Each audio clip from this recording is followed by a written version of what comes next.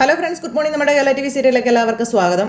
അങ്ങനെ ബാലനും കൃഷ്ണമോളും കൂടെ ഓടി ഹോസ്പിറ്റലിലേക്ക് വന്നു. അപ്പോൾ ഗോവർദ്ധനൊക്കെ അവിടെ ഇരിപ്പുണ്ട്. അപ്പോൾ ഇന്നാൾ വന്ന ഒരു പുള്ളിക്കാരനും അവിടെ ഇരിപ്പുണ്ടേ. നീ ഇവിടെ ഇങ്ങനെ ഇരുന്നാൽ മതി, നമുക്ക് അന്വേഷിച്ച് പോകണ്ടേ എന്ന് ഗോവർദ്ധനോട് ബാലൻ ചോദിക്കുക.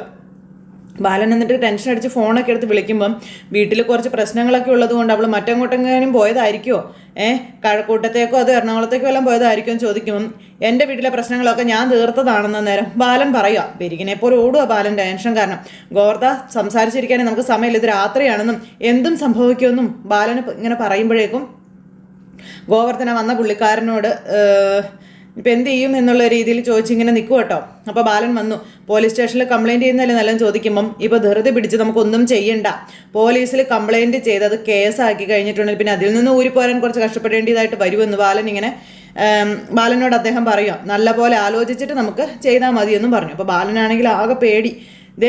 കൊല്ലപ്പള്ളിക്ക് എങ്ങനെ അവൾ പോകുമെന്ന് ചോദിച്ചു. അപ്പോൾ അവിടെ എന്തിനാ അവൾ പോകണം, അനന്തേട്ടാ ഇല്ലാത്ത കുഴപ്പങ്ങൾ ഉണ്ടാക്കി വെക്കരുത് കേട്ടോ എന്നും പറഞ്ഞുകൊണ്ട് ഇങ്ങനെ ബാലൻ അദ്ദേഹത്തിനോട് പറയുക. ഗോവർദ്ധന അപ്പം മനുവിനോട് ചോദിച്ചാൽ അറിയാൻ പറ്റുമെന്ന് ചോദിച്ചു ഗോവർദ്ധൻ. ചിലപ്പോൾ പുറത്തോട്ട് ഇറങ്ങിയപ്പോൾ മനുവിനെ കണ്ടിട്ട് രണ്ടുപേരും കൂടെ ഫുഡ് കഴിക്കാൻ എവിടെയെങ്കിലും പോയാലോ എന്നൊക്കെ ചോദിക്കുമ്പം അങ്ങനെയൊന്നും അലീനെ പോകത്തില്ല, എനിക്ക് അറിയാമെന്ന് പറഞ്ഞു ബാലൻ. പിന്നെ ആനന്ദൻ്റെ അടുത്തേക്ക്, പിന്നെ കൃഷ്ണയുടെ അടുത്തേക്ക്, മോളെ നീ വാ നമുക്ക് വേറെ എവിടെയെങ്കിലും പോയി നോക്കാമെന്ന് പറഞ്ഞ് അവരങ്ങ് പോകാൻ ഇറങ്ങുമ്പോൾ ബാലേട്ടാ ഇന്നിപ്പോൾ ഞാനിവിടെ നിൽക്കണോ, ഇവിടെ ചേച്ചിയുടെ കൂടെ സുലു ഉണ്ടെന്ന് പറയുമ്പം താൻ എന്തെങ്കിലും ചെയ്തോളാൻ പറഞ്ഞു. ബാലൻ അവിടെ നിന്ന് പോകും. അപ്പോൾ ബാലേന്ദ്ര എന്നും പറഞ്ഞ് ടൗണിലോട്ടാണെങ്കിൽ എന്നെ കൂടി ഡ്രോപ്പ് ചെയ്യാൻ പറഞ്ഞപ്പോൾ ഞാൻ ടൗണിലേക്കല്ല, മോളിങ്ങ് വന്നേ വാ എന്നും പറഞ്ഞ് ബാലൻ ഇങ്ങനെ കൊച്ചിനെ വിളിച്ചോണ്ട് പോവാം. എല്ലാവർക്കും അവനവൻ്റെ കാര്യം മാത്രം നോക്കിയാൽ മതിയെന്നും പറഞ്ഞ് ബാലൻ അങ്ങ് പോകുമ്പോൾ ഉണ്ടല്ലോ, ആനന്ദ് എന്ന് പറയുന്ന ആ പുള്ളിക്കാരൻ ഇങ്ങനെ ഒരു പുച്ഛൻ ചിരിയോട് കൂടിയിരിക്കും. ഈ സമയത്ത് നമ്മുടെ അലീനയെ കയ്യും കാലും കെട്ടിയിട്ട് ഒരു ആളൊഴിഞ്ഞ് ആ കെട്ടിടത്തിലേക്ക് കൊണ്ടുവന്നു. അപ്പോൾ കുറേ ഗുണ്ടകളുണ്ട് കേട്ടോ. അങ്ങനെ അലീനയുടെ കാലിൻ്റെ കെട്ടഴിക്കോ അവന്മാർ നടന്നു പോകണ്ടേ, ഇത് വിൽക്കാനാണോ അറക്കാനാണോ ചോദിച്ചിട്ട് പറയാമെന്ന് പറഞ്ഞു. അങ്ങനെ അതും പറഞ്ഞ് ഇവന്മാർ അലീനയെ കൊണ്ടുവന്ന് ആ ഇരുട്ട് മുറിയിൽ കൊണ്ട് അടച്ചിടുക. അപ്പോൾ ഇതിനകത്ത് നീ 100 ദിവസം കിടന്നാലും ഒരു ഈച്ച പോലും അറിയാൻ പോകുന്നില്ലടി എന്നും പറഞ്ഞുകൊണ്ട് അലീനയോട് ഇവന്മാർ പറയാം. അലീനയാണെങ്കിൽ ആ വേസ്റ്റ് കുഴിക്കകത്ത് കിടക്കോട്ടെ, എന്നിട്ട് എഴുന്നേറ്റ് അത് എന്താ ചെയ്യേണ്ടതെന്ന് അറിയില്ല. അതിനുശേഷം അലീന ഇങ്ങനെ അവർ കെട്ടിവെച്ചിരുന്നത് അഴിച്ചെടുത്തിട്ട് വലിയ അലറി കരയുക. ആ മുറിക്കകത്ത് കിടന്നത് കരഞ്ഞിട്ടൊന്നും ആരറിയാനാ. അലീന എന്നിട്ട് ആ മുറി അകത്തുനിന്ന് പൂട്ടി, ഒരുത്തന്മാരും അതിനകത്തേക്ക് കയറാതിരിക്കാൻ വേണ്ടി. അങ്ങനെ ഒരു ഇത് നമ്മുടെ അലീന കെട്ടിവെച്ചിരിക്കുന്ന കൈ കൊണ്ട് തന്നെ ചെയ്തു കേട്ടോ. ആരും തന്നെ ഒന്നും ഉപദ്രവിക്കാതിരിക്കാനൊക്കെ ഉള്ളത് നമ്മുടെ അലീന അത് തന്നെ ചെയ്തു. അതിനുശേഷം അലീന അതിനകത്തോടെ ഇങ്ങനെ നടക്കുക, എന്തെങ്കിലും ഒരു വഴി ഉണ്ടോ എന്നൊക്കെ. അപ്പോൾ എങ്ങനെയൊക്കെയോ കയറിയ ജനലിൻ്റെ അടുത്ത് വരെ വന്നു. എന്നിട്ട് ആരെങ്കിലും ഉണ്ടോ ഇവിടെ എന്ന് ചോദിച്ചുകൊണ്ട് അലറി വിളിച്ച് കരയുക.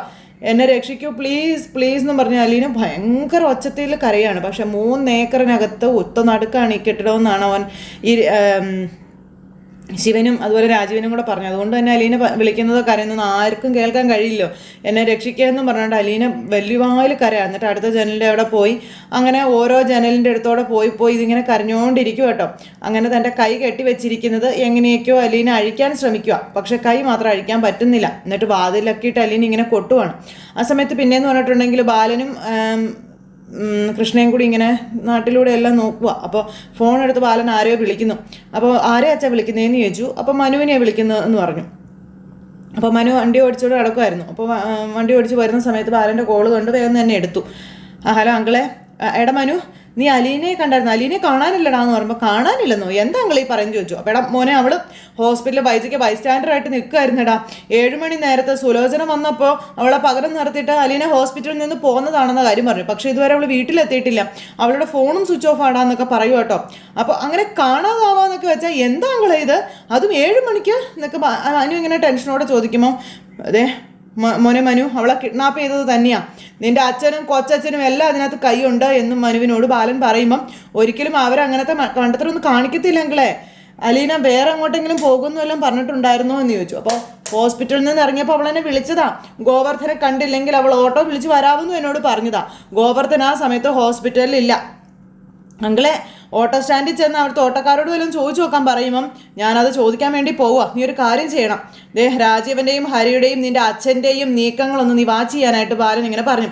അവരാരും വീട്ടിലില്ല അങ്കിളെ, ആ അച്ഛനും കൊച്ചനും ഹോട്ടൽ റൂമിലാണെന്ന് പറഞ്ഞു. ഹോസ്പിറ്റലിനെ തൊട്ടപ്പുറത്ത് തന്നെ ഉള്ളതെന്ന് പറയുമ്പം ഞാൻ ഓട്ടോ സ്റ്റാൻഡിലോട്ട് പോവുക. നീ നിനക്ക് സംശയമുള്ള ഏരിയയിലൊക്കെ പോയി നോക്ക്, സമയം തീരെയില്ല, രാത്രിയാണ്, എല്ലാം ഓർമ്മ വേണമെന്ന് ബാലൻ ഇങ്ങനെ മനുവിനോട് പറഞ്ഞു. ഞാൻ ആദ്യം ആ ഹോട്ടൽ റൂമിൽ പോയി നോക്കട്ടെ, അവരവിടെ ഉണ്ടോ ഇല്ലയോ എന്ന് അറിയണമല്ലോ. അപ്പം മനു നീ വേറെ ഒന്നും സംശയിക്കണ്ട, ശിവേട്ടും രാജീവനും അറിയാതെ ഒന്നും സംഭവിച്ചിട്ടില്ല, നീ പോയി നോക്ക് ശരി അങ്കിളെന്ന് പറഞ്ഞു മനു അങ്ങോട്ടേ പോയി, ബാലൻ ഇങ്ങോട്ടും പോണു. അലീനയാണെങ്കിൽ അതിനകത്ത് കിടന്ന് ഭയങ്കര കരച്ചില്ല. അപ്പോഴേക്കും കുറേ അവന്മാർ വന്നു, വാതിൽ തുറക്കടി എടി, വാതിൽ തുറക്കടി എന്നും പറഞ്ഞു. അപ്പം മര്യാദയ്ക്ക് കതക് തുറക്കുന്നത് നിനക്ക് നല്ലതെന്നൊക്കെ പറയുന്നുണ്ട്. പക്ഷെ അലീന കതക് തുറക്കുന്നില്ല. ചാവട്ടി പൊളിക്കും, തുറക്കടി വാതില്, ചാവട്ടി കൂട്ടി നിന്നെ നശിപ്പിക്കുന്നില്ല എന്നൊക്കെ പറയാം. തട്ടി തുറക്കട, ചാവട്ടി തുറക്കട എന്നൊക്കെ പറഞ്ഞ് അവന്മാർ പുറത്ത് കിടന്ന് ഭയങ്കരമായിട്ട് ഇങ്ങനെ ഒച്ച വെച്ചുകൊണ്ടിരിക്കുക. അപ്പോൾ അലീന വാതിൽ തുറക്കുന്നില്ല. അപ്പം നീ തീർന്നടി എന്നൊക്കെ പറഞ്ഞ് പച്ച തെറിയൊക്കെ അലീനയെ വിളിക്കുന്നത്. അലീന വാതിൽ തുറക്കുന്നുമില്ല. അപ്പോൾ മര്യാദയ്ക്ക് തുറക്കടി തുറക്കടി എന്നൊക്കെ പറഞ്ഞുകൊണ്ട് അവന്മാർ അവിടെ കിടന്ന് ഭയങ്കരമായിട്ട് ബഹളം വെക്കുക. അലീനയാണ് പാവം പേടിച്ചരണ്ട് കരഞ്ഞ് നിലവിളിച്ചിങ്ങനെ അവിടെ നിൽക്കുക കേട്ടോ. തുറക്കാനും പറ്റുന്നില്ല, തുറക്കാതിരിക്കാനും പറ്റുന്നില്ല, മൊത്തത്തിൽ പേടി. ഈ സമയം കൊണ്ട് മനു അച്ഛൻ്റെയും കൊച്ചച്ഛൻ്റെ അടുത്തേക്ക് എത്തി. രണ്ടെണ്ണങ്ങളും കൂടെ അങ്ങനെ ഘോഷിച്ച് അവിടെ ഇങ്ങനെ ഇരിക്കുക. അപ്പോഴേക്കും മനു ചെന്ന് വാതിലിൽ കൊട്ടി. അപ്പോഴാണ് ശിവൻ വന്ന് പൂസായിട്ട് വാതിലങ്ങ് തുറക്കുന്നത്. അപ്പം മോൻ നീ എന്താ ഇവിടെയെന്ന് ചോദിച്ചു. എന്താ എനിക്കിങ്ങോട്ട് വരാൻ പാടില്ലെന്ന് ചോദിച്ചു. വരാൻ പാടില്ലെന്ന് ആരും പറഞ്ഞു, നീ ഇങ്ങോട്ട് വരാറില്ല അതുകൊണ്ട് ചോദിച്ചതാ എന്ന് അച്ഛൻ മോനോട് ചോദിക്കുമ്പോഴത്തേക്കും എനിക്ക് അറിയാൻ മേലാഞ്ഞിട്ട് ചോദിക്കുക, നിങ്ങൾ രണ്ടുപേരും ഇവിടെ എന്നാ ചെയ്യുവാ അപ്പോൾ എടാ വൈജയ്ക്കൊരു അത്യാവശ്യമെന്ന് ആരെങ്കിലും വേണ്ടേ എന്ന് ചോദിച്ചു. ബാലചന്ദ്രൻ്റെ ഭാര്യയെ നോക്കാൻ നേരമില്ലല്ലോ, അവനവൻ്റെ മോളുടെ അടുത്ത് പോയി കാവലിരിക്കലല്ലേ ജോലി എന്ന് ശിവൻ ഇങ്ങനെ പറയുമ്പോൾ ബാലചന്ദ്രൻ ഞങ്ങൾ ആവശ്യമുള്ളപ്പോഴൊക്കെ ഹോസ്പിറ്റലിൽ വരാറുണ്ടല്ലോ, വൈജ ആൻറ്റിയെ കാണുന്നുമുണ്ട്, വേണ്ടുന്ന ബന്ധങ്ങളൊക്കെ എത്തിച്ചു കൊടുക്കുന്നുമുണ്ട്, അങ്ങനെ എല്ലാ കാര്യങ്ങളും അദ്ദേഹം നോക്കുന്നുമുണ്ട്. നിങ്ങൾ രണ്ടുപേരും വൈജ ആൻറ്റിക്ക് വേണ്ടി എന്നാ ചെയ്തേ അതൊന്ന് പറയാൻ പറഞ്ഞു കേട്ടോ.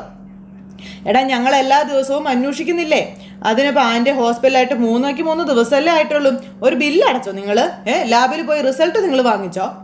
അപ്പോൾ അതിൻ്റെ ആവശ്യമൊന്നും വന്നില്ല, വന്നാൽ ചെയ്യുമെന്ന് ഈ അയാൾ പറയുമ്പോഴേക്കും നിങ്ങൾ വേറെ എന്തോ ഗൂഢാലോചനയ്ക്ക് വേണ്ടി ഇവിടെ റൂം എടുത്തിട്ടേക്കുന്നതെന്ന് എനിക്ക് മനസ്സിലായെന്ന് മനു ഇങ്ങനെ പറയണം. മനു എന്നിട്ട് ഇവരെ ചോദ്യം ചെയ്തുകൊണ്ടിരിക്കും. ഇവന്മാർ രണ്ടുപേരും പഠിച്ച കള്ളന്മാരല്ലേ, അങ്ങോട്ടും ഇങ്ങോട്ടും നോക്കിക്കൊണ്ട് ഇങ്ങനെ ഇരിക്കും കേട്ടോ. എന്നാ ഗൂഢാലോചന എന്നാ മനു നീ പറഞ്ഞത്? വെറുതെ ഓരോന്നും നീ പറയരുത് കേട്ടോ. അപ്പോൾ അലീനയെ കാണുന്നില്ല.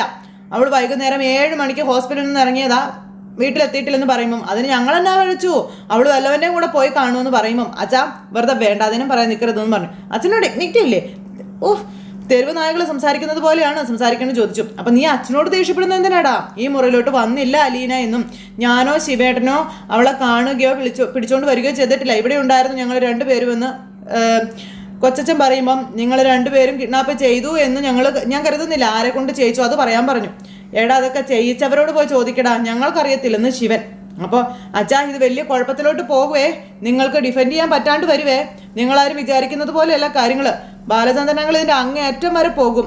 നിങ്ങളറിയാതെ അലീനയ്ക്ക് ഒന്നും സംഭവിക്കില്ലെന്ന് എനിക്കും അറിയാം, അങ്കിളിനും അറിയാം. ഇപ്പോഴാണെങ്കിൽ ഒരു മീറ്റിങ്ങിലോ ഒത്തുതീർപ്പിലോ എല്ലാം അവസാനിപ്പിക്കാം.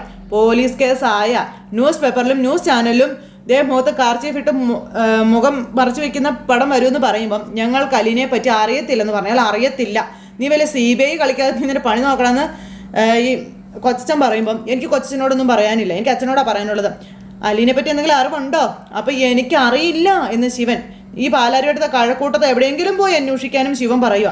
അവിടെയൊക്കെ അല്ലേ അവൾക്ക് ബന്ധങ്ങളുള്ളത് എന്നൊക്കെ പറയുമ്പം ശരി ഞാൻ അന്വേഷിച്ചോളാം. അവിടെ മാത്രമല്ല അലീനയ്ക്ക് തിരുവനന്തപുരത്തും ശാസ്തമംഗലത്തും ബന്ധങ്ങളുണ്ട് എന്ന് നമ്മുടെ മനു ഇങ്ങനെ പറയുമ്പം ഇവന്മാർ രണ്ടുപേരും കൂടെ അങ്ങോട്ടും ഇങ്ങനെ നോക്കുക. ഞാൻ പോയി അന്വേഷിച്ചോളാം കേട്ടോ എന്ന് മനു പറയുമ്പം ശാസ്തമംഗലത്തുള്ളവർ എന്നാ ചെയ്തു എന്നാടാ? അപ്പം ചെയ്തവരൊക്കെ ഇതറിയും കേട്ടോ. അച്ഛനോടൊന്നേ എനിക്ക് പറയാനുള്ളൂ, അങ്കിളിനും അലീനയ്ക്കുമെതിരെ എന്തൊക്കെ ചെയ്തോ അതൊക്കെ തോറ്റു തുപ്പിയിട്ട് ചൂലിന് അടിയും മേടിച്ച് നിൽക്കുക. ഇനി അവരുടെ കാൽക്കൽ വീണ് മാപ്പ് തരണേ എന്ന് പറയേണ്ട അവസ്ഥ വരുത്തരുത്. ഒരിത്തിരി അഭിമാനം അത് ബാക്കി വെച്ചേക്കണം കേട്ടോ. ഞാനും കൈതക്കൽ വീട്ടിൽ ജനിച്ചു പോയില്ലേ എന്നും മനു ശിവനോട് ഇങ്ങനെ പറയുമ്പോഴും രോഹിത് ഇങ്ങനെ ഇരുന്ന് ആലോചിക്കുക, രാജീവൻ ഇരുന്ന് ഇങ്ങനെ ആലോചിക്കുക. ദേ അച്ഛാ അലീനെ ഇന്ന് രാത്രി തന്നെ കണ്ടുപിടിക്കുക അച്ഛാ, അതിലൊരു സംശയവും വേണ്ട അച്ഛന് എന്നും പറഞ്ഞ് നമ്മുടെ മനു അങ്ങ് പോകുമ്പോഴത്തേക്കും രാജീവൻ ഇങ്ങനെ മനുവിനെ ഒരു പുച്ഛഭാവത്തോടു കൂടി നോക്കുവാണ്. മനു ഇറങ്ങി വാതിൽ അടച്ചിട്ട് അങ്ങ് ഇറങ്ങിപ്പോയി. അപ്പോൾ ഈ രാജീവിന് മൊത്തത്തിലൊരു സംശയം, ഇവനെന്ത് ഇങ്ങനെയൊക്കെ പറയുന്നത്, ഇങ്ങനെയൊക്കെ പറയാൻ മാത്രം ഇപ്പോൾ എന്താ ഇവിടെ ഉണ്ടായേ എന്നുള്ളൊരു രീതിയിൽ എന്നിട്ട് രാജീവൻ ഇങ്ങനെ ശിവൻ്റെ നേരെ നോക്കിയിട്ട് ഇങ്ങനെ നിൽക്കുക. ഈ സമയത്ത് മനു അന്വേഷിച്ച് എല്ലായിടത്തോടും പോവുക. ആ സമയത്ത് പിന്നെ കാണിക്കുന്നത് മനു ഗംഗേട്ടനെ വിളിച്ചിട്ട് കാര്യങ്ങൾ പറയപ്പോൾ വെളിച്ചൻ എവിടെയാണെന്ന് ചോദിച്ചപ്പോൾ ഞാൻ നെടുമ്പാശ്ശേരിയിൽ നിന്ന് വന്നുകൊണ്ടിരിക്കുകയാണെന്ന് പറഞ്ഞു. വെളിച്ചൻ എത്രയും പെട്ടെന്ന് ഇവിടെ ഭയങ്കര കുഴപ്പങ്ങളാണെന്ന് പറഞ്ഞു. അപ്പോൾ വെള്ളിച്ചൻ വന്നാൽ എന്തെങ്കിലും ഒരു മാർഗം കണ്ടുപിടിക്കാൻ പറ്റത്തുള്ളൂ എന്ന് പറയുമ്പോൾ വൈജയുടെ ആക്സിഡൻ്റൊക്കെ ഞാൻ അറിഞ്ഞിരുന്നു എന്ന് പറയുമ്പം ഇവിടെ ഇപ്പോൾ അതൊന്നും അല്ല പ്രശ്നം, അലീനയെ കാണാനില്ലെന്ന് പറഞ്ഞാൽ എന്തു സംഭവിച്ചു? അപ്പോൾ ആരോ തട്ടിക്കൊണ്ട് പോയെന്നൊക്കെയാണ് പറയുന്നത്. എപ്പോ, എവിടെ വെച്ച്, എന്നെ സംഭവം എന്നൊക്കെ അദ്ദേഹം ചോദിക്കുമ്പോൾ എൻ്റെ ബലമായ സംശയം അച്ഛനും കൊച്ചനും കൂടെ പൈസ കൊടുത്ത് ഗുണ്ടാ ടീമിനെ കൊണ്ട് ചെയ്യിച്ചതാണോ എന്നുള്ളതാണെന്ന് പറയുമ്പം അവർ അങ്ങനെയൊക്കെ ചെയ്യുവടാന്ന് ചോദിച്ചു. അന്നേരം വെളിച്ച അത്രയ്ക്ക് മുറുകി നിൽക്കുക രണ്ട് കൂട്ടരും. അലീനയ്ക്ക് വല്ലതും സംഭവിച്ചാൽ സകല സംഗതിയും കൈവിട്ട് പോകുമെന്ന കാര്യം മനു ഇങ്ങനെ പറയുക കേട്ടോ. ഇതുവരെ കണ്ട ബാലചന്ദ്രൻ അങ്കിളായിരിക്കില്ല. അപ്പോൾ ഈ രാജുവിനെ ശിവൻ്റെ തലക്കകത്ത് നിറ കളിമണ്ണാണോ എന്ന് ചോദിച്ചു. അപ്പോൾ വില്ലേജൻ അവരെ വിളിച്ചൊന്ന് സംസാരിക്കും പ്ലീസ്. ദേ ഈ ചെയ്തുകൊണ്ടിരിക്കുന്ന കോപ്രായങ്ങളൊന്നും നിർത്താൻ പറ, ഇല്ലെങ്കിൽ നാളെ രണ്ടെണ്ണത്തിന് ജയിലിൽ കാണേണ്ടി വരുമെന്ന് പറഞ്ഞു. അപ്പോൾ ഞാൻ അവരെ വിളിക്കാൻ വരും. അവരിപ്പോൾ എവിടെയുണ്ട്, വീട്ടിലില്ലേന്ന് ചോദിച്ചു. അപ്പോൾ അവർ ഇന്ന ഹോട്ടലിൽ റൂം എടുത്ത് താമസിക്കുക രണ്ടുപേരും. വൈജാന്റിയെ സഹായിക്കാനാണെന്നും പറഞ്ഞുകൊണ്ട് പോയി നിൽക്കുന്ന ചെയ്യുന്ന പണി ഗൂഢാലോചനയും ഗുണ്ടായുസും ആണെന്ന കാര്യവും മനു ഇങ്ങനെ പറഞ്ഞു. അപ്പോൾ ഞാൻ വിളിച്ചോളാം, ദേ നീ ഹോട്ടലിൻ്റെ ലൊക്കേഷൻ എനിക്ക് നിട്ട് തരാൻ പറഞ്ഞു. അപ്പോൾ ഓക്കെ വിളിച്ചാന്ന് പറഞ്ഞു. മനുവിനോട് പറഞ്ഞു ഫോൺ അങ്ങ് കട്ട് ചെയ്തു. ഈ സമയത്ത് പിന്നെ അകത്ത് സുലോചന അങ്ങനെ നിൽക്കുമ്പോൾ നമ്മുടെ ഗോവർദ്ധൻ അങ്ങോട്ടേക്ക് കയറി ചെന്നു. സുലോചന ഒരു പ്രോബ്ലം ഉണ്ട്, നിങ്ങൾ വന്നേ, വളരെ സീരിയസ് ആണെന്ന് പറഞ്ഞു. നിങ്ങൾ വന്നേന്ന് പറഞ്ഞ് വിളിച്ചു. അപ്പോൾ എന്നതാ പ്രശ്നമെന്ന് ചോദിച്ചു. ഞാൻ നിങ്ങൾ വന്നേ എന്നും പറഞ്ഞുകൊണ്ട് ഭാര്യയെ വിളിച്ചോണ്ട് അങ്ങ് പോവുക. അലീനയെ കാണാനില്ല എന്ന് പറയുമ്പോഴത്തേക്കും ആ വയ്യാത്ത കണ്ണും ചെവിയും കൊണ്ട് വട്ടം പിടിച്ച് കിടക്കുക നമ്മുടെ വൈജ. അപ്പോൾ സുലോചന കാണാനില്ലെന്നോ, ഇവിടെ നല്ല ഇറങ്ങിപ്പോയത്, അവൾ പോയപ്പോഴല്ലേ പകരം ഞാൻ കയറിയത് എന്നിങ്ങനെ സുലോചന പറഞ്ഞു. എൻ്റെ കഷ്ടകാലത്തിന് ശിവേട്ടൻ വിളിച്ചിട്ട് ഞാൻ പുറത്തേക്ക് പോയിരിക്കായിരുന്നു പറഞ്ഞു. അതെന്തിനാ ചേട്ടനെ വിളിച്ചത്? ഓ വൈജി ഇങ്ങനെയാണ് നോക്കുന്ന കേട്ടോ, എന്താ പറയുന്നതെന്ന് അറിയാനായിട്ട്. അങ്ങനെ വിവരങ്ങളെല്ലാം ഗോവർദ്ധൻ ഇങ്ങനെ ഭാര്യയോട് പറയുക. അപ്പോൾ വൈജിക്ക് ഹോസ്പിറ്റലിൽ എത്ര രൂപ ചിലവാകും, എന്നതാണ് കാര്യങ്ങൾ, അപ്പം ബാലചന്ദ്രൻ എത്ര തന്നു, അഡ്വാൻസ് വല്ലത് അടച്ചിട്ടുണ്ടോ എന്നൊക്കെ ചോദിച്ച് വെറുതെ എൻ്റെ സമയം കളഞ്ഞുകൊണ്ടിരിക്കുകയായിരുന്നു. ഞാനോർത്തു അവരോടെയുള്ള ബില്ലും ചിലവും മുഴുവൻ ഏറ്റെടുക്കാൻ പോവുകയാണെന്ന്. അവസാനമേ കരടിൽ കല്ലെറിയുന്നത് പോലെ 1 ലക്ഷം രൂപ തന്നിട്ട് പറയാം ഇപ്പം ഇതേ ഉള്ളൂ എന്ന്. അവരുടെ വാചകടിയും കേട്ടെന്നേ എൻ്റെ സമയം പോയത് മിച്ചം. ഞാൻ തിരിച്ചിവിടെ വന്നപ്പോഴേക്കും ഹലീന പോയെന്നും അതിന് ബാലേട്ടൻ്റെ നേർക്ക് കുറെ ചാടിയിട്ട് പോയതേ ഉള്ളൂ. ഞാനിപ്പോൾ എന്നാ പഴിച്ചോന്ന് ചോദിച്ചു. അപ്പോൾ അലീനയെ കാണാനില്ലെന്നൊക്കെ പറഞ്ഞാൽ അവൾ എങ്ങോട്ടാണ് പോയതെന്നൊക്കെ സുലോചന ചോദിക്കും. അപ്പോൾ അതൊന്നും എനിക്കറിയത്തില്ല, ഫോൺ വിളിച്ചിട്ടാണെങ്കിൽ കിട്ടുന്നുമില്ല, എവിടെ പോയെന്നൊരു പിടിയുമില്ല എന്നൊക്കെ പറഞ്ഞുകൊണ്ട് ഗോവർദ്ധൻ പറഞ്ഞു. ഓരോരോ മാരണങ്ങൾ വരുന്ന വഴിയേ ഷോ.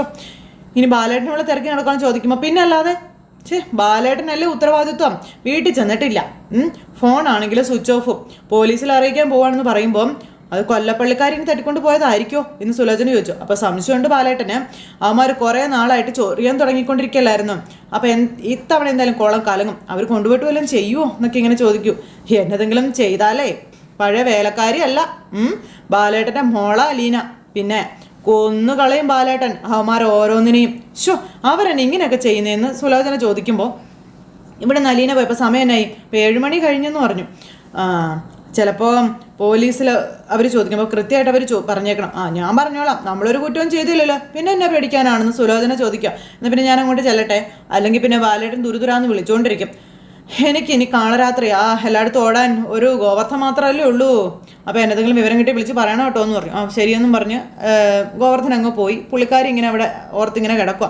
തൊട്ടടുത്ത നിമിഷം നമ്മുടെ ചേട്ടനെയും അനിയനെയും ഗംഗേട്ടൻ വിളിച്ചു. ഗംഗേട്ടൻ വിളിക്കുന്നുണ്ട്. അപ്പോൾ വേഗം എടുക്ക്, സ്പീക്കറിലിടാൻ പറഞ്ഞു ശിവേട്ടൻ. അന്നേരം എടാ നീ വീട്ടിലുണ്ടോ എന്ന് ചോദിച്ചു. അപ്പോൾ ഇല്ല ഞാൻ പുറത്താന്ന് പറഞ്ഞു. പുറത്തെന്ന് വെച്ചാൽ എവിടെയാ, ടൗണിലാണോടാ എന്ന് ചോദിക്കുമ്പം അതെ ടൗണിലാണെന്ന് പറഞ്ഞു.